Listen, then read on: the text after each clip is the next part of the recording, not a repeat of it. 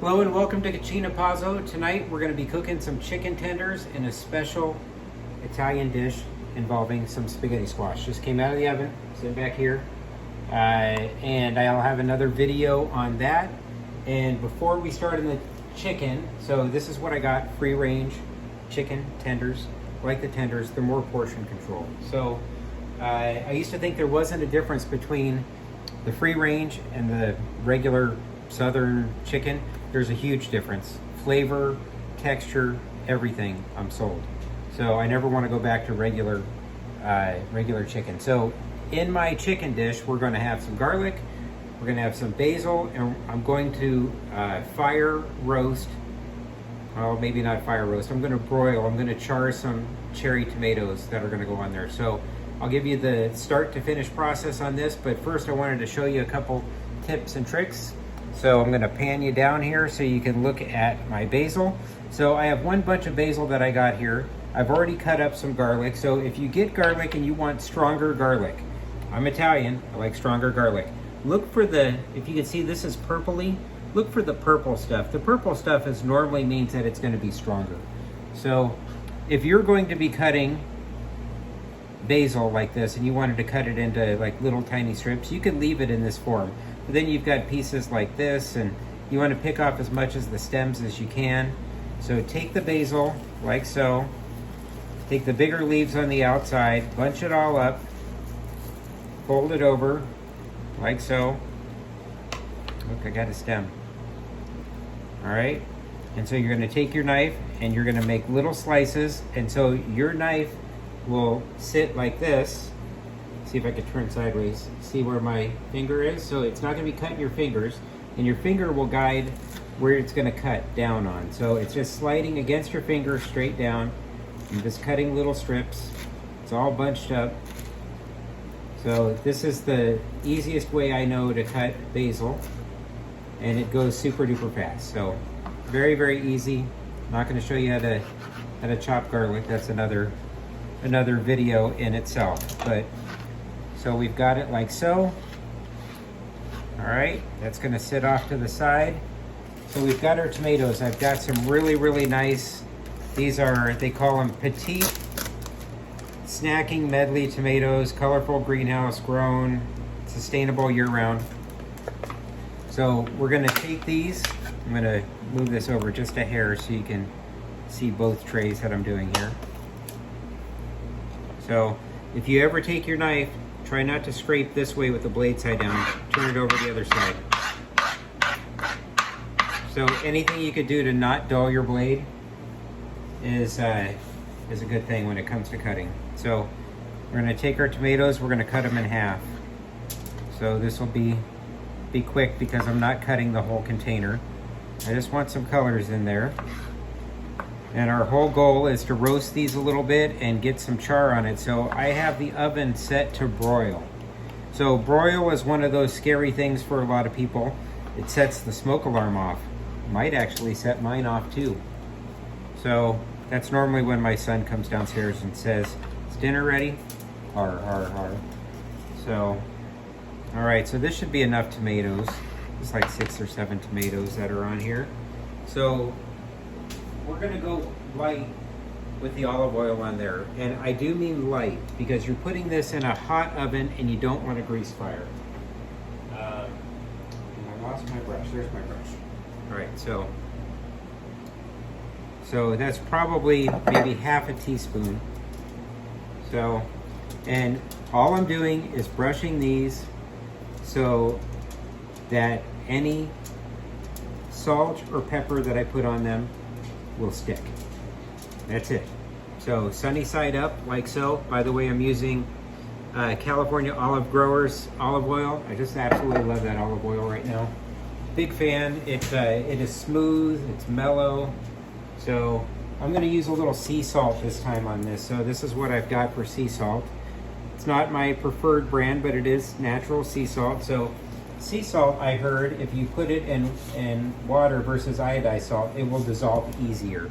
So it's easier on your system. So there we go. I have too much salt in my hand here.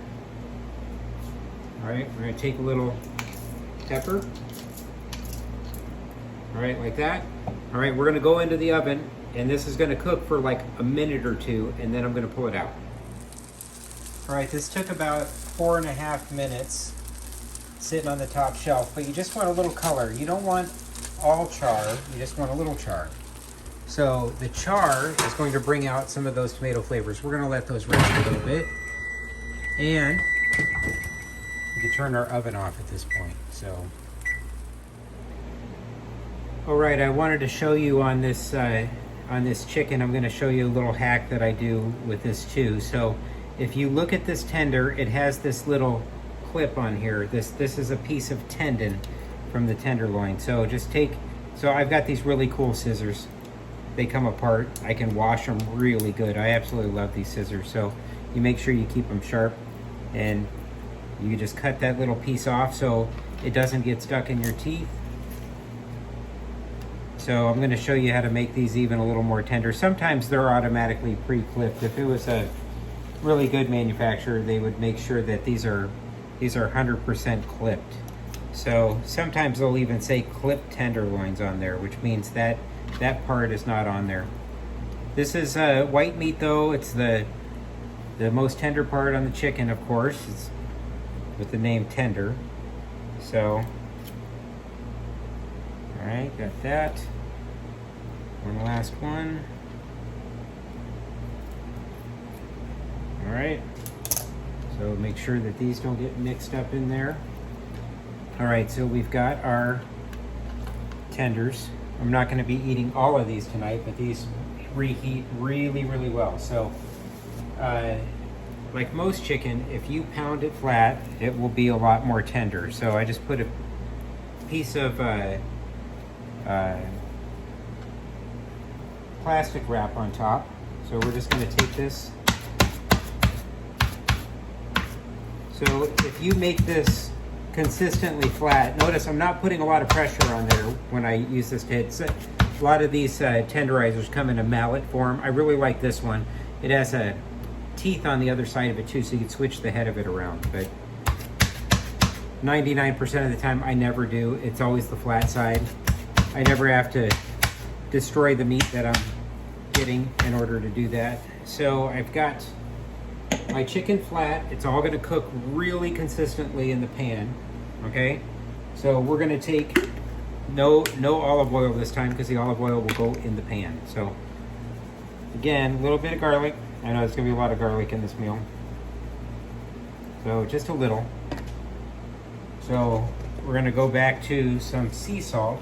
The only reason I'm going to do sea salt is the pink salt will actually leave little pink traces, and if you have leftovers on there, pink and chicken just don't go. So, all right, so we've got that there, and then we've got right on the pepper. All right, so little smoked paprika never hurt anyone. So what I do when I put the smoked paprika on is I give it a quick brush. So grab a little pastry brush, just give it a little brush, make sure everything's spread around. Of course, what you do to one side, you also have to do to the other side, okay? Flip them over.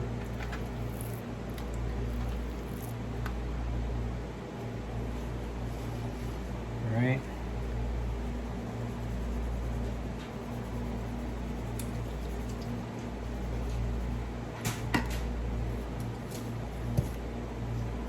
A little bit of salt. Doesn't need to be a lot, just a little bit. Okay. Very simple ingredients, nothing too crazy. I like smoked paprika. You can use regular paprika, that's fine. It's not a problem. All right. So these are going to go into a pan here. And I'm going to pause, get the pan ready, and then I will start up again from there. All right, we're back at the crazy kitchen, and we've got our chicken tenders. So let's hope our skillet is big enough here. So these are, my pan is at 7.5. These won't take very long to cook. So you could even cook these on high. probably going to be crowding the pan here.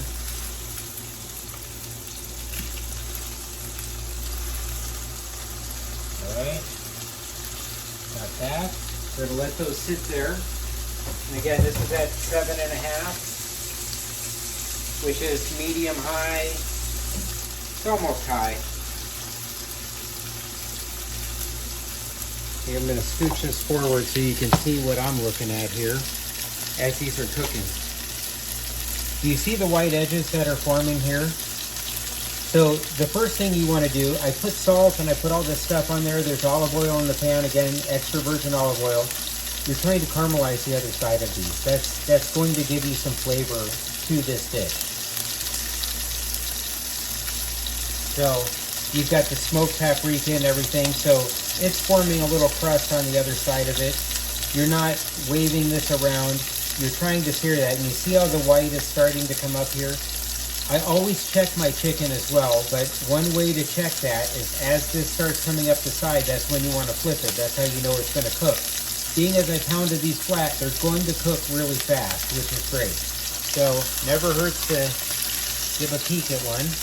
So can go a little longer on the other side. So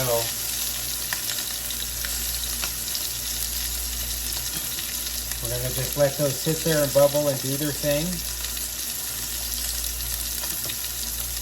If you wanted to put a little balsamic and a little bit of water in there, you can do that, but do that after your chicken is cooked. That way you can tell that it's cooked all the way through, and you could really put a nice balsamic glaze on there. And I would say 2 teaspoons of water, 1 teaspoon of balsamic. So the balsamic that I would normally use is Nona's. Nona's is good. I've got a few other ones. I've got a blackberry Marionberry balsamic here. Fantastic. So I think I got that at a farmer's market. Alright, so see the white is crawling up more towards the sides here.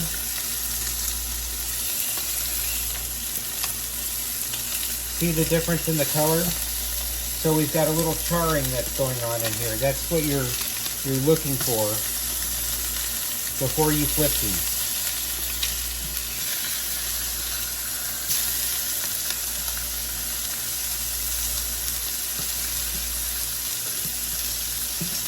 Turn that one around if you can.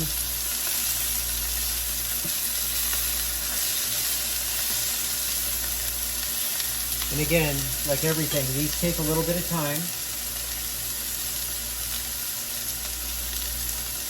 And as soon as I take these out, I'm going to put some other ingredients in with this, and we're going to finish making our meal here with our blistered tomatoes. So everybody out there know what temperature chicken is done at? A minimum of 165. As a matter of fact, most people, when they don't hit that number, the state guidelines moved it to 170 or even 172 or something like that, because not enough people were hitting 165. You got to have it hit 165. You don't want paint in your chicken.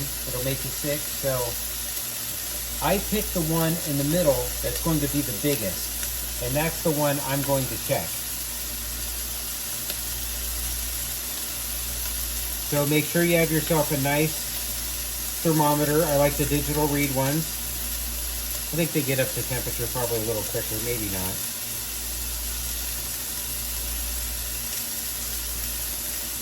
Still going, 153. And it's okay if it's cooking in this pan a little bit. It's charring on that other side. It's not going to burn. So just don't, if you have it on high, this process is going to go a lot faster and you have to be a lot quicker.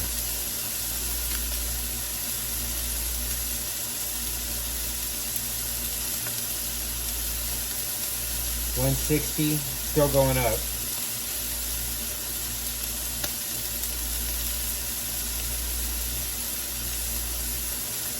So when I pull this thermometer out, clear juices will come out of this one.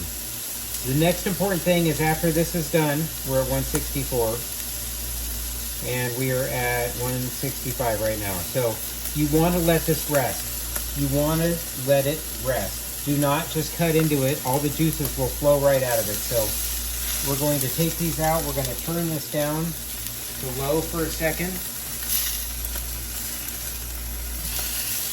So, and I think 3 of these are going to be with my meal that I'm going to have. So, all right.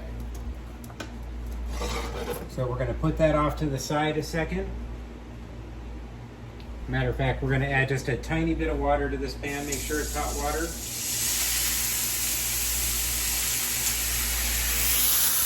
Okay, all those goodies that cooked on the bottom, I'm kind of cleaning those up a little bit. Okay, this is the spaghetti squash I cooked earlier. First, we'll have about a clove worth of garlic. In this container, there's about 2. All right. Of course, you got to have a little bit of olive oil if you're doing this.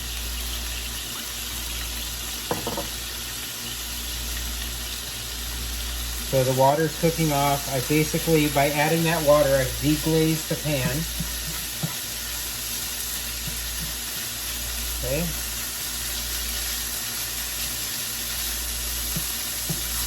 So what I'm looking for here is for this garlic to get a little bit of color on it. So I've got it at about medium-high again. It's not screaming hot.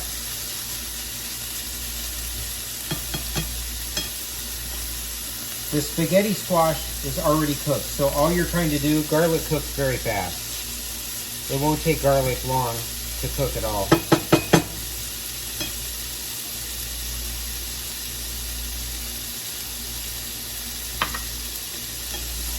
All right. So as you can see, the garlic, it's starting to turn a light brown. Light brown's good. And start mixing that in. Okay, we got to add our blister tomatoes.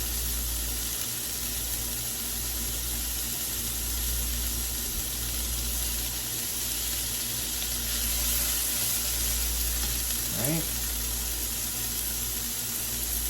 Add a little bit of our basil to this mix.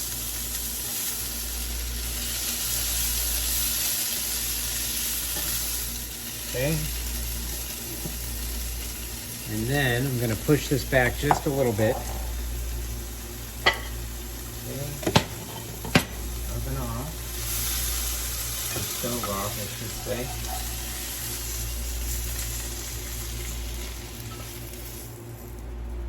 Okay. You're going to have a little charred tomato sitting on top there. Okay. Set this out to the side. We're going to grab our chicken.